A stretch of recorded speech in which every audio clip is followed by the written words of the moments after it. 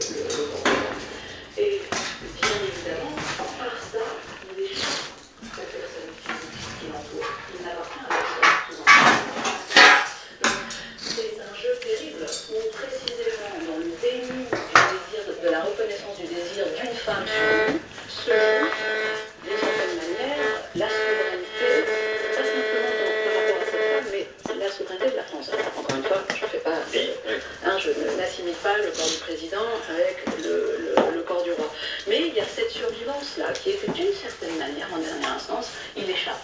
Alors, juste, nous avons voulu en savoir davantage avec une historienne qui est spécialiste de l'histoire du livre français, passionnée de la vie de certaines femmes, notamment auteur de biographie de Marie Antoinette de Retour, vous connaissez bien sûr Evelyne Levert, elle revient sur l'histoire des maîtresses, des souverains et des chefs d'État dans l'histoire de France et des rois de l'Ancien Régime. Alors aujourd'hui, Evelyne Levert répond aux questions de Claire Duisan.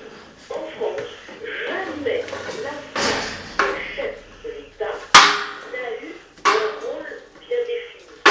Déjà, sous l'Ancien Régime, le statut de la reine n'était pas défini.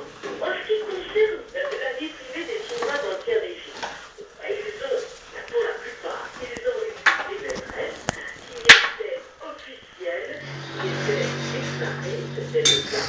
Donc,